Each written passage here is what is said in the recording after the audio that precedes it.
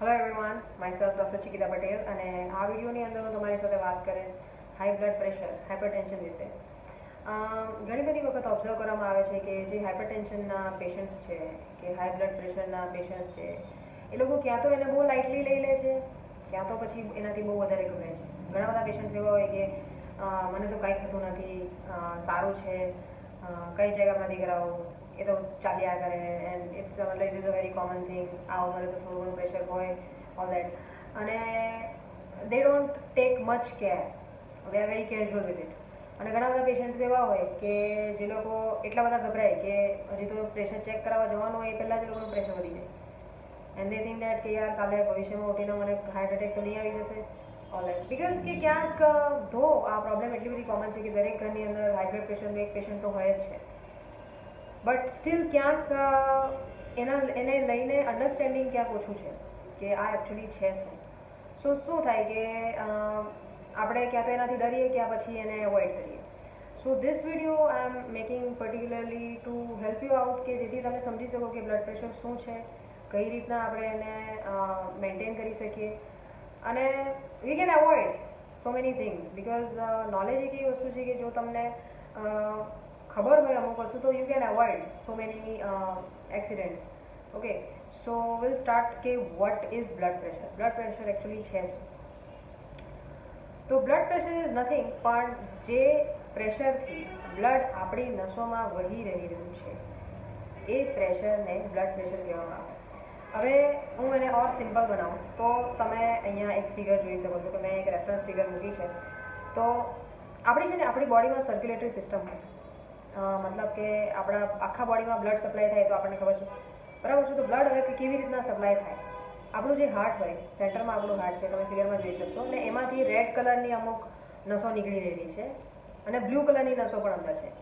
તો હાર્ટ જ્યારે પમ્પ કરે આપણા બોડીમાં આખો સમય heart is always pumping, right, like ધબધબ ધબધબ ધબધબ ધબધબ. અને હાર્ટમાંથી જ્યારે પમ્પ થાય તો હાર્ટમાંથી બ્લડ નીકળીને બધા ઓર્ગન સુધી હાર્ટ એને પહોંચાડે, બરાબર. તો કેવી રીતના પહોંચાડે? તો આ બધી નસો થ્રુ પહોંચાડે. આ જે રેડ કલરની જે નસો છે એ એવું બ્લડ કેરી કરે છે કે જેમાં ઓક્સિજન રીચ છે, મતલબમાં એ પ્યોર બ્લડ છે કે ઓક્સિજનવાળું બ્લડ છે. અને એ શું કરે કે આપણા દરેક બોડીના ઇન્ટરનલ ઓર્ગન્સને, આપણા બોન્સને, આપણા ચામડીને બધાને જે બ્લડ સપ્લાય કરે. ઓકે, એટલે હાર્ટ આવી રીતના પમ્પ કરે છે, બ્લડ પમ્પ કરે છે, એટલે બ્લડ હાર્ટમાંથી નીકળીને બધા જ ઓર્ગન સુધી પહોંચી જાય છે. પછી જે તે જગ્યા પર બ્લડને સેલ્સ યુઝ કરી લે, જે ઓક્સિજન હોય તેને યુઝ કરી લે અને પછી એ ઓક્સિજન વાપરી લે અને પછી જે વપરાયેલું બ્લડ છે એ વાપસ બેક આવે. તો એ જે વપરાયેલું બ્લડ છે it is oxygen poor blood, કે જેની અંદર ઓક્સિજન નથી. તો એ શું છે કે એ બ્લડ પાછું આવશે. તો એ બ્લુ કલરનું બ્લડ છે. The blood that is poor in oxygen that is coming back to heart.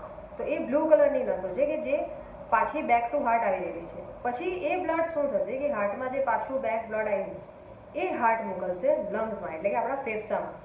ફેફસામાં એ બ્લડ પ્યોર થશે.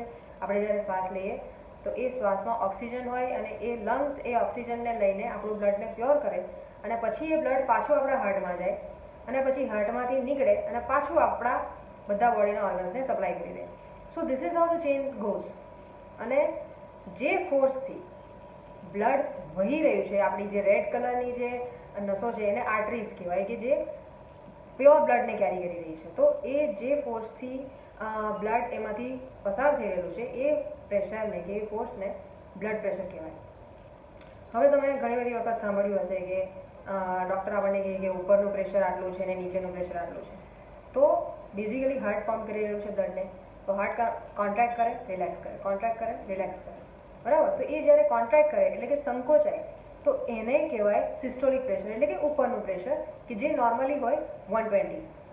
ઓકે, અને એ જ્યારે રિલેક્સ કરે ત્યારે જે હોય એને કહેવાય નીચેનું પ્રેશર, એટલે કે જે જ્યારે ડાયલેટ કરે કે જ્યારે ડાયસ્ટોલિક પ્રેશર કહેવાય, તો એ હોય નોર્મલી 80.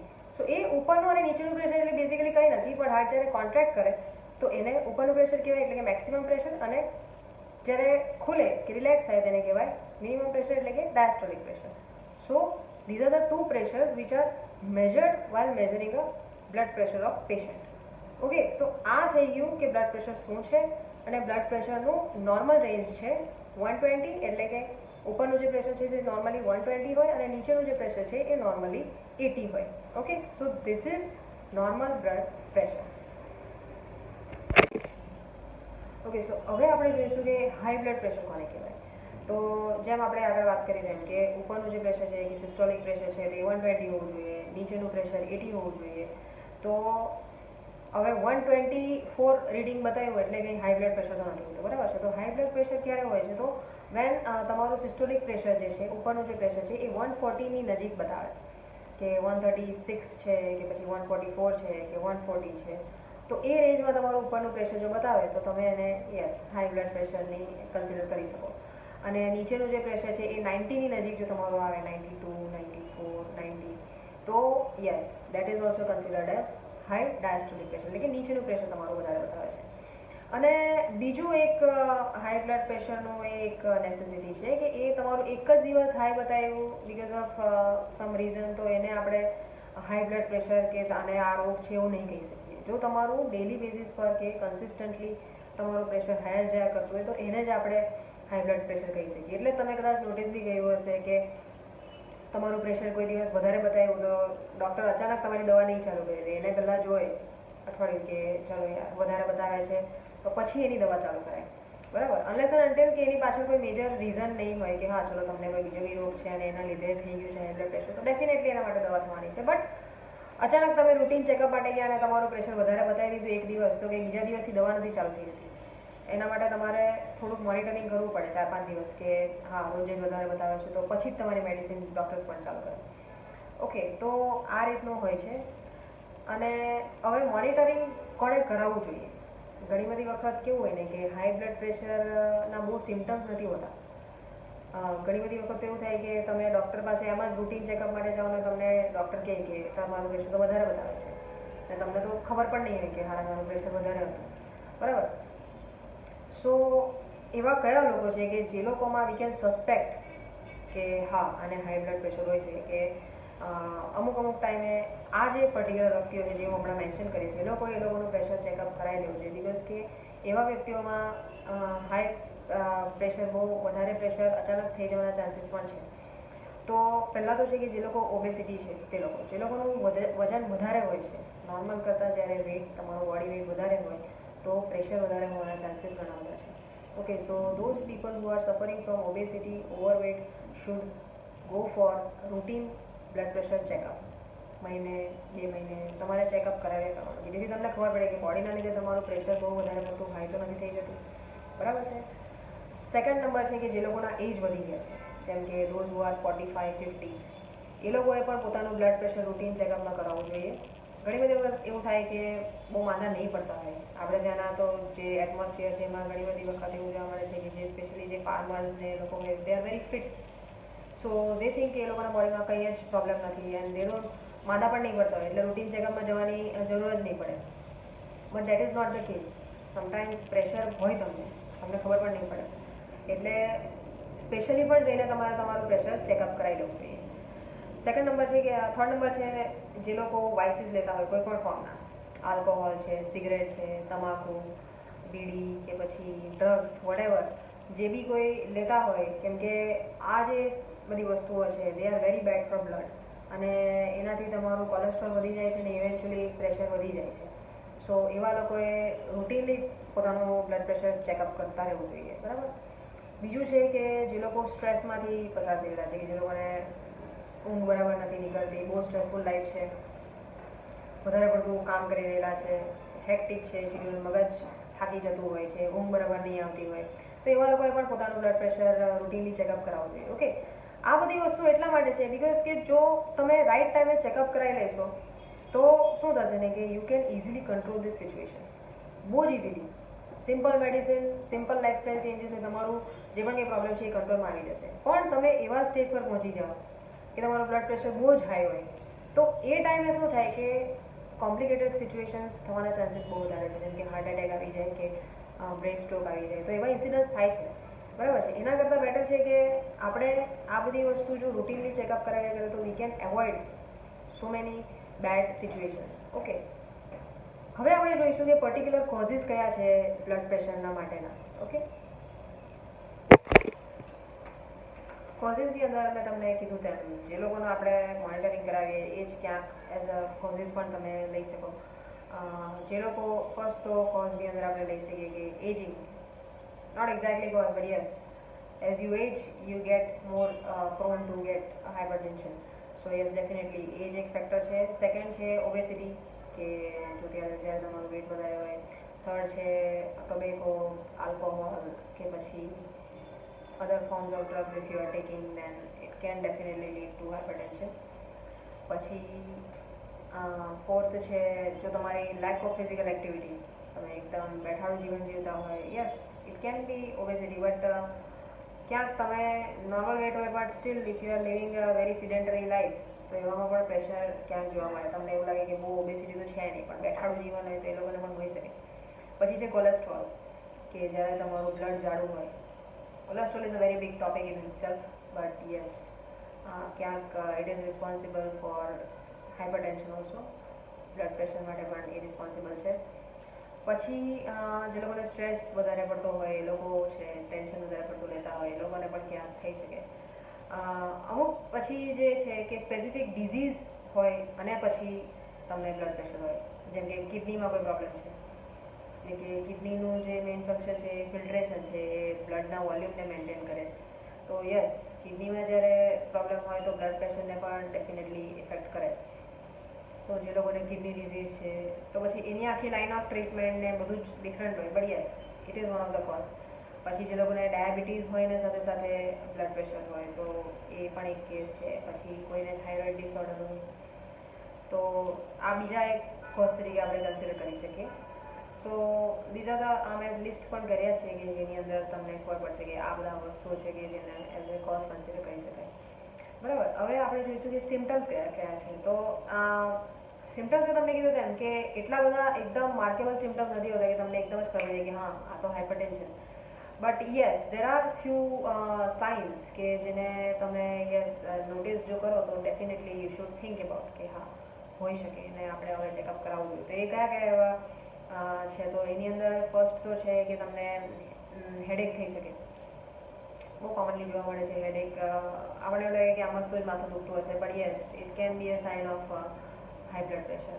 પછી સેકન્ડ છે કે સ્વેટિંગ વધારે થાય, ગરમી નહીં હોય તો પણ આમ સ્વેટિંગ થયા કરે. પછી હાફ ચડીએ, થોડું કંઈ આપણે સ્ટ્રેસફુલ એક્ટિવિટી કરી કે વધારે થોડુંક ચાલી લીધું કે પછી દાદરા ચડી લીધા તો હાફ ચડી જાય, કે પછી એવું લાગે કે શ્વાસ ચડી ગયો, કે પછી એવું લાગે કે હવે બેસી જવું પડશે. તો yes, that is also one of the sign. તો ઘણી બધી વખત કેવું થાય ને કે આપણે એવી કોઈ એક્ટિવિટી કરતા જ નથી, very easy going and stress free routine હોય છે એટલે ખબર જ નહીં પડે. But once in a while જ્યારે તમે એવું કંઈક કરી નાખો કે અચાનક દોડી લીધું તો તમને ખબર પડે કે યાર મેં તો થાકી જાઉં. તો yes, it can also B one of the signal કે જેમાં યુ શુડ થિંક અબાઉટ કે હા હોઈ શકે. પછી કોઈ વાર ડિઝીનેસ, કોઈ વાર ચક્કર આવી જાય, કે પછી કોઈ વાર તમને લાગે કે યાર મારું વિઝન ક્યાંક જોવાની જે છે આપણને એમાં ક્યાંક કોઈક વાર એવું લાગી શકે કે હા થોડું ઘણું કાંઈ મને એવું અનઇઝી ફીલ થાય છે. બરાબર છે, કોઈ વાર કોઈને ગભરાટ થાય કે અમસ્ત જ ગભરાટ થાય કે બધું બરાબર જ છે પણ તે છતાં અનઇઝીનેસની જે ફિલિંગ હોય. તો yes, these are few of the symptoms. અને પછી જ્યારે બહુ વધારે પડતું હાઈ બ્લડ પ્રેશર હોય તો એ લોકોને તો ડેફિનેટલી બહુ જ બધા સિમ્ટમ્સ હોય કે છાતીમાં વધારે પડતું દુખી આવે, કે પછી એકદમ જ અનઇઝી ફિલિંગ થાય, કે મતલબ એ એવા બધા સ્ટ્રોંગ સિમ્ટમ હોય કે જેને તમે you can not avoid at any cost. તમને યુરિનમાં પણ પ્રોબ્લેમ થઈ શકે, યુરિનમાં બ્લડ પડી શકે, આ તે બરાબર છે. તો બટ એ કેવું છે ને કે અત્યારે જે આપણે કે મોડરેટ હાઇપરટેન્શન કે જે કે આપણને ખબર પણ નહીં પડે તો એવામાં આવા બધા સિમ્ટમ્સ જોવા મળે. અને જે લોકોને બહુ વધારે પડતું થઈ જાય કે જ્યારે હાર્ટ એટેકનો જે સ્ટેજ આવી જાય તો ત્યારે તો બહુ જ વધારે સિવિયર સિમ્ટમ હોય, બહુ વધારે કે તમે એને બેર જ નહીં કરી શકો. That is an emergency situation. તો એ is a different story. Vomiting પણ થઈ શકે, ડાયરિયા પણ થઈ શકે, બરાબર છે. હાર્ટ એટેક હવે શું છે તે હું તમને જો સમજાવું તો જેમ આપણે આગળ વાત કરી કે હાર્ટ સપ્લાય કરે two every organs of our body, બધા જ ઓર્ગન્સને સપ્લાય કરે છે બ્લડ. તો ઇવેન્ચ્યુઅલી એ હાર્ટ પોતાને પણ સપ્લાય કરે છે, because heart is also at the end of the day એક ઓર્ગન કે જેને બ્લડ સપ્લાય મળશે તો જ એ સરખી રીતના કામ કરી શકશે. તો જ્યારે હાર્ટને બ્લડ સપ્લાય ઓછું પડે છે કે ક્યાંક બીકોઝ ઓફ હાર્ટનું જ્યારે આપણે બ્લડ આપણું જાડું થઈ જાય તો હાર્ટને જે નસો છે કે જે બ્લડ સપ્લાય આપી રહી છે હાર્ટને, તો એ જ્યારે બ્લોક થઈ જાય તો તે ટાઈમે હાર્ટ એટેક આવે. But heart attack itself is a very big topic કે જે આપણે આની અંદર કવર નહીં કરી શકીએ. But yes, that is heart attack ને એના આખા બહુ જ બધા અલગ સિમ્ટમ્સ હોય છે. Okay, so these are the symptoms and everything. And now will move on two કે જ્યારે તમને ફર્સ્ટ ટાઈમ આવે પ્રેશર, કે તમને ખબર પડે કે હા તમારા બોડીમાં બ્લડ પ્રેશરનો પ્રોબ્લેમ છે, હાઈ બ્લડ પ્રેશરનો પ્રોબ્લેમ છે, તો first line of treatment is lifestyle modification, કે જેની અંદર તમારે તમારા અમુક રૂટીન ફૂડની જે હેબિટ છે, જે તમારી એક્સરસાઇઝની જે હેબિટ છે, એની અંદર ફર્સ્ટ ઓફ ઓલ તમારે ચેન્જ લાવવાનો છે. મેડિસિન તો તમે લેવાના જ છો, બરાબર છે. ડૉક્ટર ડેફિનેટલી ગીવ મેડિસિન કે અમુક જેટલું તમારું પ્રેશર આવતું છે ડેલી રૂટીનમાં, તો ડેફિનેટલી તમને એને કંટ્રોલ કરવા માટે મેડિસિન આપશે જ. પણ અનલેસ એન્ડ અન્ટિલ તમે તમારું લાઇફસ્ટાઇલ મોડિફિકેશન જો નહીં કરો તો તમને જોઈએ તેવું રિઝલ્ટ નહીં મળે. તો કયા કયા લાઇફસ્ટાઇલ મોડિફિકેશન લાવવા જોઈએ અને કઈ રીતનું એક્સરસાઇઝ ને એવું હોવું જોઈએ એ હવે આપણે જોઈશું. ઓકે, સો લાઇફસ્ટાઇલ મોડિફિકેશનની અંદર ફર્સ્ટ તો આવે ડાયટરી ચેન્જીસ. તો ડાયટરી ચેન્જીસની અંદર જે ફૂડમાં ઓઇલ કન્ટેન્ટ વધારે હોય, ફેટ્સ કન્ટેન્ટ વધારે હોય, સોલ્ટ કન્ટેન્ટ વધારે હોય, શુગર કન્ટેન્ટ વધારે હોય, આ બધી વસ્તુ તમારે લિમિટેડ એટલે કે એકદમ જ લિમિટેડ અમાઉન્ટમાં ખાવી જોઈએ. Or you can even stop it for few months, કે જેથી તમારું એકદમ નોર્મલ લેવલ પર આવી જાય. And after that you can start little bit occasionally, એ રીતના. Okay, so I mention few જે કઈ વસ્તુ તમારે નહીં ખાવી જોઈએ અને કઈ વસ્તુ કંટ્રોલમાં ખાવી જોઈએ. તો તેલયુક્ત આહાર, કે જે તળેલો પદાર્થ જે છે, જે આપણે ફ્રાઈડ ફૂડ છે, એ તમારે ઓછું ખાવું જોઈએ. બીજું, તમારે ચીઝી અને જંક ફૂડ તમારે એકદમ લિમિટેડ ખાવું જોઈએ, કે તમારે બંધ કરી દેવું જોઈએ once you are diagnosed with hypertension. બીજું છે શુગરી વસ્તુ, એટલે કે મીઠાઈ છે, ચોકલેટ્સ છે, cake, pastries, everything should be limited. પછી કોલ્ડ ડ્રિંક્સમાં પણ બહુ જ ફેટ્સ હોય છે અને સોલ્ટ હોય છે, અને it is responsible four increasing your cholesterol. So cold drinks બંધ કરી દેવા જોઈએ. બીજું, ઓવર ઇટિંગ જ્યાં છે, કે ભૂખ નહીં લાગી હોય તે છતાં બી ખાયા કરવાનું, કે ટાઈમપાસ માટે ખાવાનું, કે સમય પસાર નથી થઈ રહ્યો just because you like it. So avoid that. જેટલું જરૂરી છે એટલું તો ખાવો જ, પણ અનનેસેસરી ડોન્ટ ઇટ એનીથિંગ.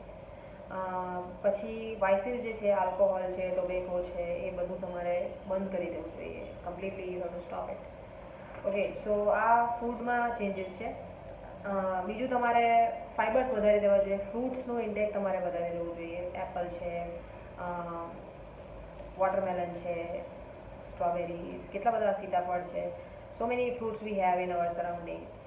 એ બધા તમારે લેવા જોઈએ વધારે અમાઉન્ટમાં. Orange, sweet lime and everything. હા, mangoes are not that good for heart, કેમ કે મેંગોઝ કેવું છે કે મેંગોઝ ફેટ કન્ટેન્ટ એની અંદર બહુ વધારે હોય છે, એટલે મેંગો નહીં ખાવી જોઈએ, કે એકદમ લિમિટેડ અમાઉન્ટમાં ખાવી જોઈએ. પણ કયા કયા ફ્રૂટ્સ તમારે લેવા જોઈએ વધારે એ મેં આમાં મેન્શન કર્યા છે, એ તમે જોઈ શકો. બીજું પ્લસ કે પાણી બી તમારે બહુ વધારે લેવું જોઈએ. યસ, વોટર જો તમે ઓછું લેતા હોય તો please start drinking 3 to 4 litres of water per day. So એ એક પોઈન્ટ છે. બીજું, તમે જે એક્સરસાઇઝનો પોઈન્ટ છે તે, કે સિડેન્ટરી લાઈફની જેને વાત કરી, કે ઓબેસિટીની વાત કરી, કે તો એ બધાની અંદર yes, exercise is a very important thing. But જેમ કે આજે હવે તમને હાઇપરટેન્શન આવી ગયું તો બીજા દિવસથી જીમ ચાલુ કરી દેવાની જરૂર નથી. આપણે ત્યાં શું થાય છે કે જીમની અંદર ડૉક્ટર્સ નથી હોતા, જીમની અંદર ટ્રેનર્સ હોય, એટલે એ લોકોને કેવું હોય ને કે દે ડોન્ટ નો કે આ હાઇપરટેન્શનના વ્યક્તિને કઈ એક્સરસાઇઝ પર્ટિક્યુલરલી કરાવવી જોઈએ. So gym is not advised. And if you are going for gym, તમે ક્યાંક તમારા ડૉક્ટર પાસેથી પહેલાં એડવાઇસ લો કે કઈ એક્ટિવિટી તમને જીમમાં કરવા માટે એલાઉડ છે, કેટલા ટાઈમ માટે એલાઉડ છે. બિકોઝ કે સપોઝ હવે તમને પ્રેશર છે અને તમે પુશઅપ્સ કરવા લાગો છો બીજા દિવસે, કે પછી તમે સ્ટ્રેસફુલ એક્ટિવિટી કરવા લાગો છો, તો ઉલટા કેવું તમારું પ્રેશર વધી જશે and there can be chances of sum accident. So don't do that. એટલે જ્યારે પણ તમને બ્લડ પ્રેશર વધારે બતાવે તો જીમમાં તો તમારે પર્ટિક્યુલરલી કોઈ ડૉક્ટરને ગાઈડલાઇન્સની અંદર જ તમારે કોઈ પણ એક્ટિવિટી કરવી જોઈએ. બટ યસ, જે બહુ સિમ્પલ છે is walking. Walking is very good for high blood pressure ને એની અંદર પણ બહુ તમારે હાર્ડ એન્ડ ફાસ્ટ કરી નાખવાની જરૂર નથી. You can start with moderate અને બ્રિસ્ક વોકિંગ કે જે નોર્મલ સ્પીડે વોકિંગ છે એનાથી તમે સ્ટાર્ટ કરી શકો. 20 મિનિટ્સ વોક કરો, 5 મિનિટ્સ રેસ્ટ કરો, પછી પાછું 20 મિનિટ્સ વોક કરો. 40 minutes of walking you can start per day.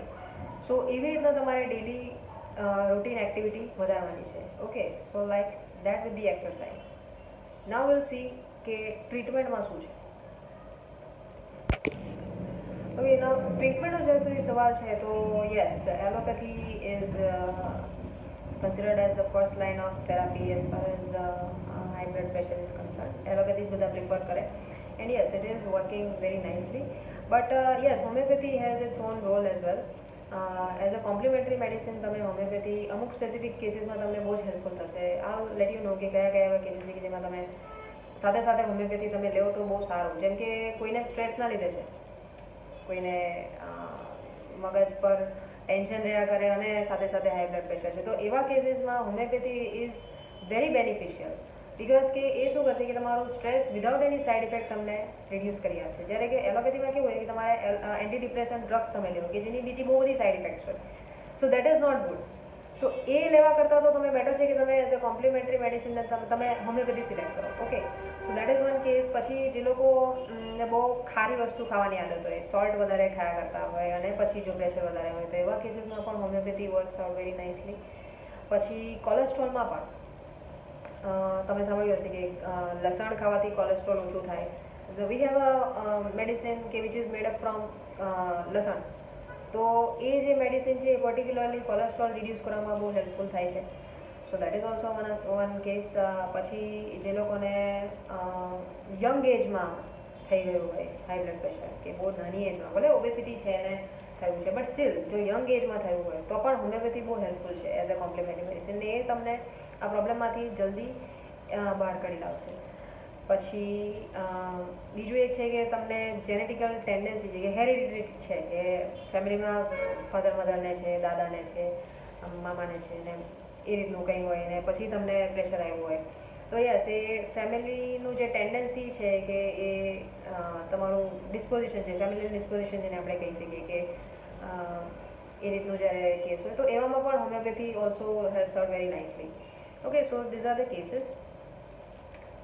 બીજું one thing I would like to tell you કે ઘણી વખત આઈ હેવ ઓબ્ઝર્વ કે પ્રેશરની મેડિસિન ઘણા બધા લોકો જાતે જાતે જ બંધ કરી દે અને જાતે જાતે પાછું એવું લાગે ત્યારે ચાલુ કરી દે. Please don't do that.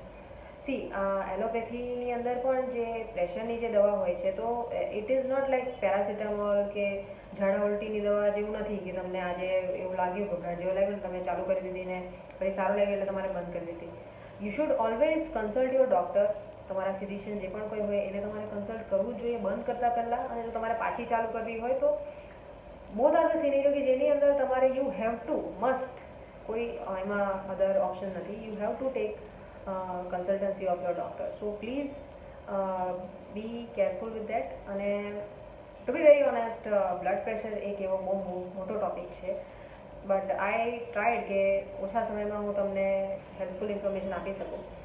So this was it, and thank you so much for watching. તમને કંઈક એવી ક્વેરી હોય તો yes, you can write it down. I will try to help you. Thank you. Bye.